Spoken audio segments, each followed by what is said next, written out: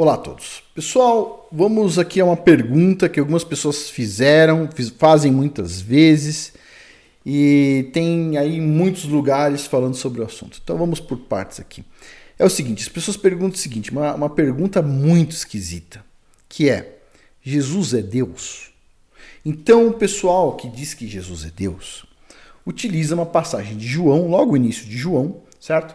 Para dar a entender que Jesus é Deus, ok? Mas a gente tem algum problema aqui, certo? Que é o seguinte, primeira coisa. Vamos lá, a gente vai usar as passagens que tem aí, apropriadas, para falar sobre esse assunto, mas deixa eu explicar uma coisa para vocês. Tem um negócio que chama, se eu não me engano, é princípio ou desafio de Pascal, eu não sei como é que é agora. Agora eu esqueci. Mas, basicamente, é uma coisa que a gente usa para explicar o porquê a gente deve acreditar que o Criador, Deus, no caso, né, o pessoal chama, existe. Né? Que é uma pergunta que se faz muito para ateu, né, que é o seguinte, olha só, foi Pascal? Acho que foi Pascal que falou isso. Olha só, se você acredita que o Criador existe e você se mantém na linha, certo? No dia que você morre, se ele existe, você deu glória a ele, ponto para você. Certo? Se ele não existe e você deu glória a ele, você não ganha nada, mas também não perde nada, certo? Ou você ganha ou não ganha nada, beleza.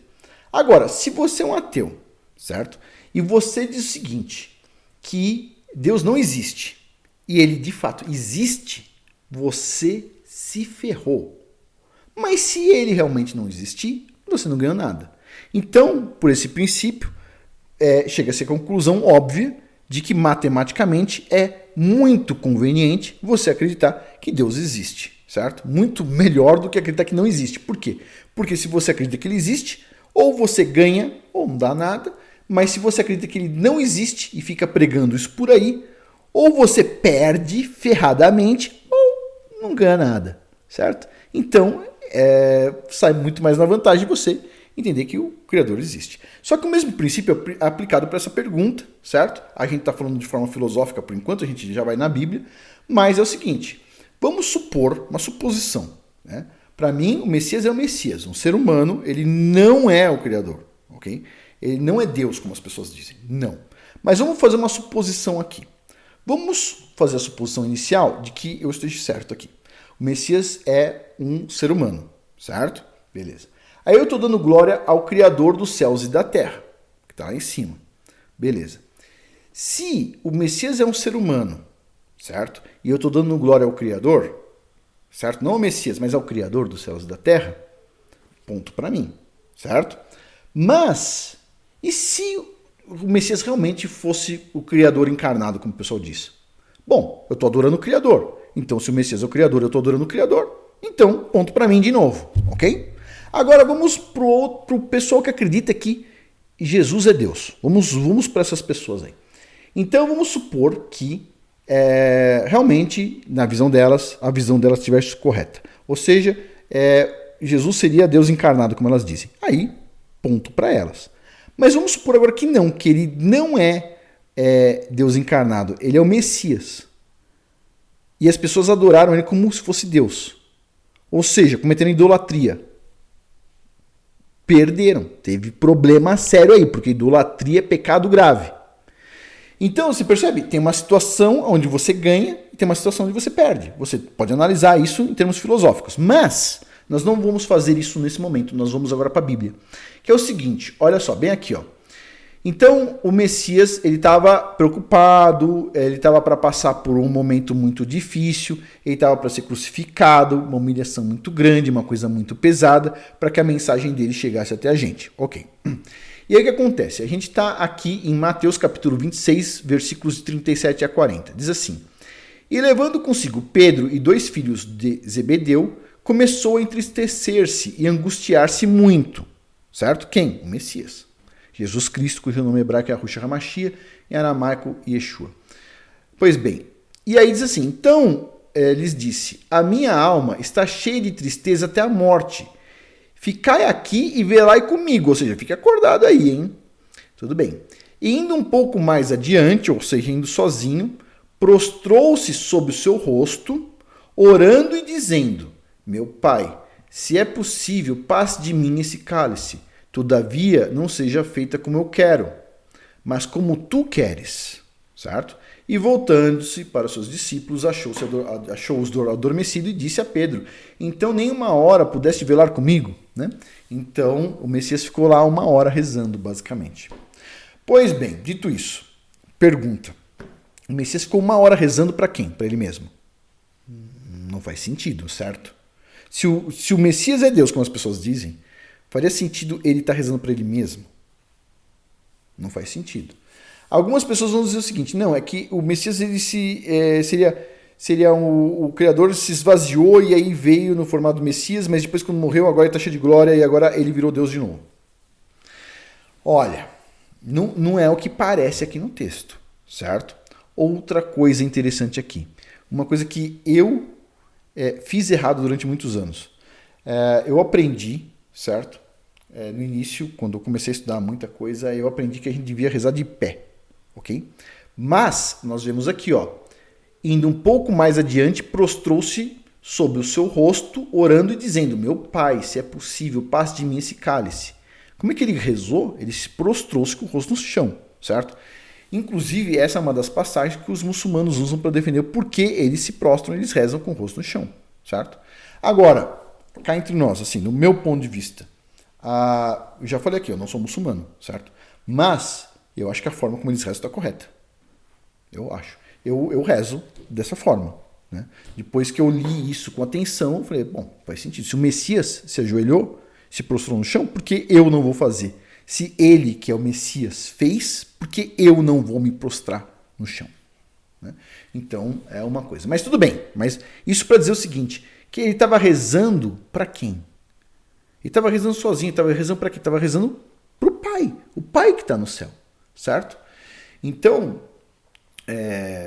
o Messias, ele é importante, certo? Muito importante, mais importante que todo mundo, mas o Messias é um ser humano, certo? Que, no caso, foi adotado aí pelo Pai, da mesma forma que nós queremos ser adotados pelo Pai, certo? E, assim, a gente não pede só para ser adotado pelo Pai, a gente quer ser adotado pelo Pai, mas, assim, se a gente puder ser servo do Pai, já está maravilhoso, mas se ele puder adotar a gente, então melhor ainda, não é verdade?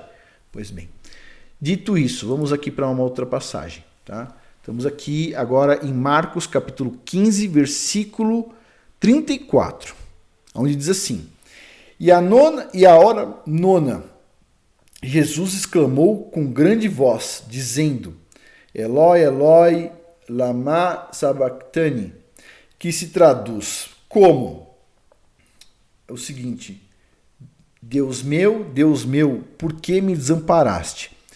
Pois bem, então assim, Deus meu, por que me desamparaste, vem lá do Salmo 22, certo? É uma frase, inclusive, do rei Davi. Mas o Messias está pronunciando essa frase, certo? Deus meu, por que me abandonaste? E aí vem a pergunta, do que seria isso? Como Jesus seria Deus e ao mesmo tempo está falando uma coisa dessa? Deus meu, por que me abandonaste? Eu sei, quem acredita que Jesus é Deus tem explicações para isso. Vão fazer aquelas voltas gigantescas, vai lá para João logo no início, certo? Falar aquelas coisas complicadas, e aí vem sempre o mesmo ponto. As pessoas vão falar o seguinte: não, porque é o verbo, se fez carne e tudo mais. Mas, pessoal, todos os profetas, eles representam a voz do Criador quando eles estão falando. Eles são o verbo do Criador. Os profetas são assim, certo? Teve, inclusive, eu não lembro se foi Ezequiel. Ezequiel tem uma passagem que é ele falando para o Criador. E ele fala assim, alguma coisa desse tipo, ó, eu, Yahweh, digo tal coisa. Então, os israelitas olharam, Ezequiel falando eu, Yahweh, e pensaram o seguinte: não, é um profeta falando o verbo do Criador, eu, Yahweh, certo? Se tivesse um grego no local, eles iam falar que Ezequiel era Yahweh, era o Criador. Percebe? Então, assim, é complicado. Ele falou literalmente, eu, Yahweh, Então, quer dizer, Ezequiel era o Criador? Não, lógico que não, certo?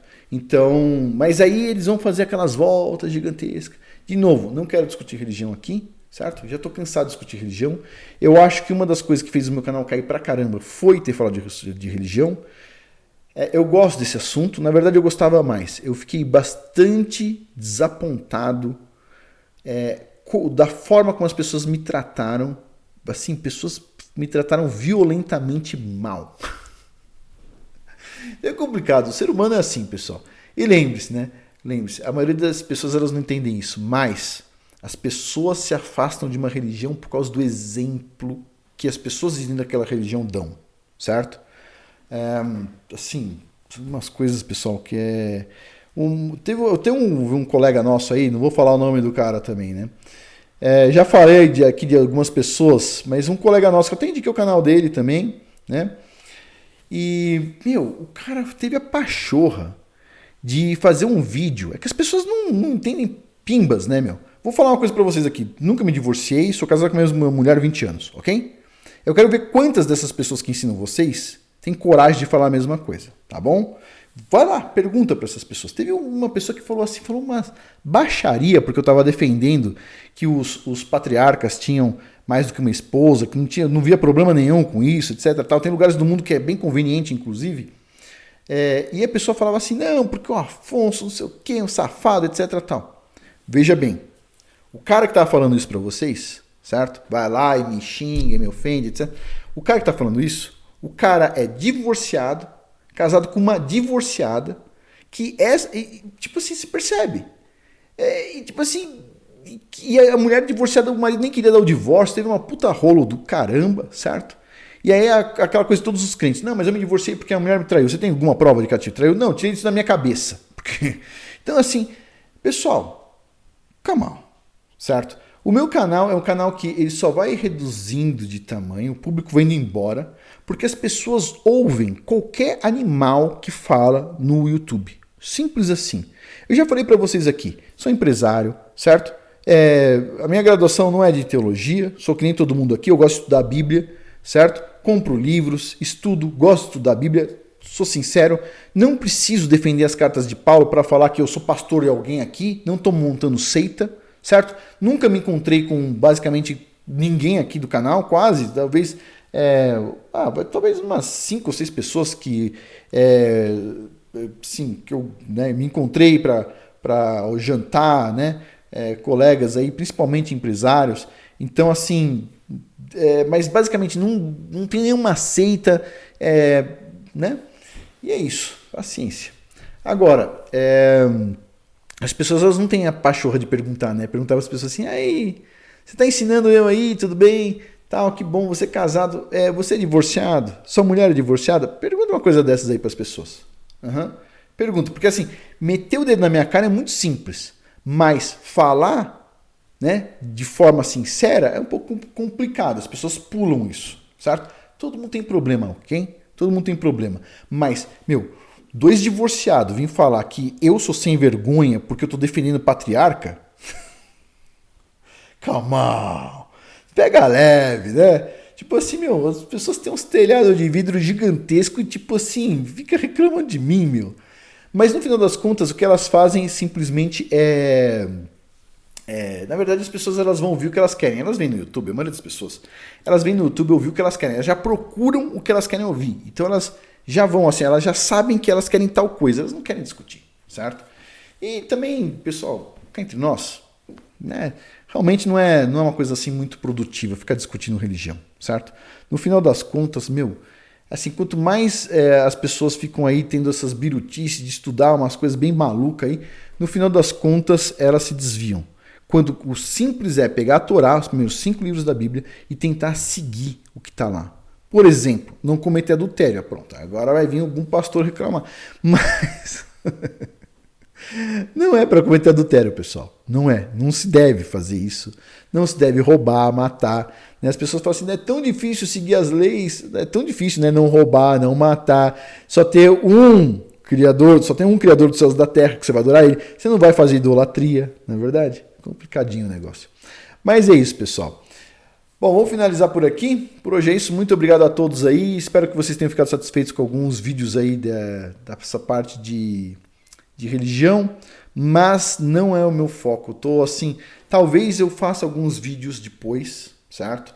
Fazendo estudos, eu quero fazer um estudo sobre os edomitas. Nossa, esse estudo é maravilhoso. Eu tenho estudo, eu queria publicar um livro sobre isso. Na verdade já está quase pronto, mas eu não vou publicar porque eu acho que não é muito pesado para os dias de hoje. Mas eu vou pegar isso e vou colocar no, vou fazer esse estudo no Patreon, certo? Inclusive eu estou precisando publicar mais vídeo no Patreon. O pessoal do Patreon, puxa vida, o pessoal é 10, tem uma paciência gigante comigo. Mas eu vou voltar a publicar vídeo lá e espero que o pessoal goste, tá bom? Mas é isso, mas talvez eu concentre mais as coisas lá, porque, internet, assim, liberado para todo mundo, é só para as pessoas terem ódio de você. E é isso, paciência. Mas por hoje é isso, muito obrigado a todos aí pela atenção. Até mais.